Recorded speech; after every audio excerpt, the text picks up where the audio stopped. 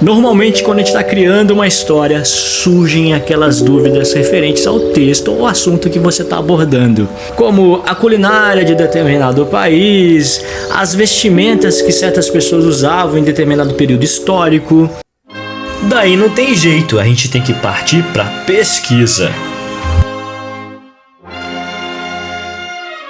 Se vocês quiserem algumas dicas de como otimizar o seu tempo nesse processo, fiquem comigo. Eu sou Nanuca Andrade e você está no canal de Desenhos e Livros.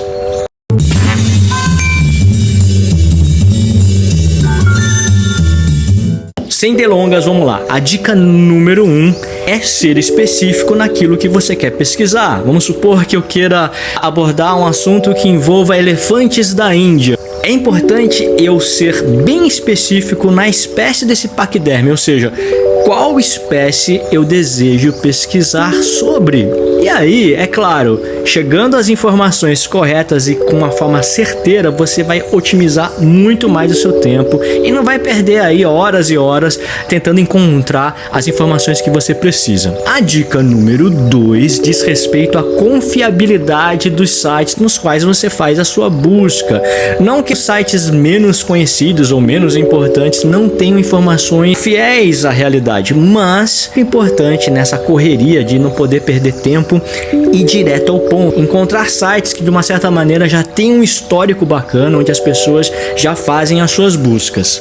A dica número 3 envolve o tipo de leitura que você tem que fazer. Bom, eu considero a leitura dinâmica a melhor de todas para você não perder tempo. Eu nunca fiz nada, curso, etc, mas sempre ouvi algumas pessoas que fazem esse tipo de prática dizerem que é bem bacana porque você consegue otimizar muito o seu tempo. O que acontece? A leitura dinâmica, ela funciona quase como um escaneamento visual das palavras ou das frases que você está lendo, porque normalmente, através de um instinto natural do ser humano, a tendência é ler com a boca, mesmo que ela esteja fechada, quando você está vendo as palavras ou as frases. Então o que acontece? A língua ela sobe no céu da boca e normalmente você faz esse movimento de leitura e você perde muito tempo, porque cada palavra lida visualmente acaba estimulando esse processo de fala. O importante nesse momento é pegar o livro em questão, bater o olho nas frases e tentar fotografar frase por frase, em vez de uma palavra de cada vez, porque esse sistema silábico, enfim, de ler parte por parte do texto, aumenta muito o seu tempo de absorção. Então o que acontece? Bater o olho numa frase, você já consegue de uma certa maneira entender todo o sentido que ela exprime aqui, e também não cair nesse processo mecânico da fala.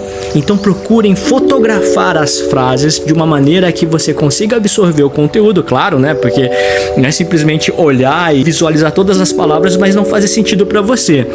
A dica número 4 pode soar como um processo meio preguiçoso de leitura, mas ajuda bastante, principalmente quando você tem vários e vários artigos para ler e de uma certa maneira você não tem esse tempo hábil para ler todos. A dica que eu dou é pegar a primeira frase desse parágrafo e a última, porque geralmente os escritores ou os profissionais que estão fazendo esses artigos normalmente colocam a premissa inicial, ou seja, a ideia com a qual esse assunto vai ser abordado durante o parágrafo, e no final geralmente é a conclusão. Então se você conseguir encontrar um sentido no começo do parágrafo e no final, você vai poupar muito tempo. Mas claro, não é sempre que isso funciona, mas ajuda bastante quando você percebe que o texto é meio prolixo, ou seja, quando se abre muitos atalhos para o mesmo assunto. A dica número 5 acaba sendo mais a minha praia, que é procurar imagens sobre o assunto que você está pesquisando. Geralmente fotos, estilogravuras ou até mesmo ilustrações que possam te auxiliar no processo cognitivo, ou seja, de absorção desse conhecimento que você está buscando. A dica número 6 está relacionada ao tempo, ou seja, procure ajustar o seu tempo para fazer apenas isso. E aí, isso também faz um casamento aí com a dica número 7, que é a seguinte: tente se concentrar e afastar as coisas que te distraem. Celulares, tablets, televisores. É claro que muito do conteúdo das pesquisas a gente acaba encontrando justamente nesses meios eletrônicos. Mas se vocês conseguirem de uma certa maneira diminuírem os números de notificações que vão ali dispersar um pouco o seu olhar, seria ótimo. Ou seja, desligue ali as notificações das redes sociais, por exemplo, que nossa, vocês já vão ter um grande ganho nessas pesquisas. Pois é, essas foram as dicas de hoje. Se vocês tiverem mais outras dicas sobre como aproveitar melhor a sua pesquisa, deixem aqui nos comentários. Obrigado pela atenção e até a próxima. Tchau!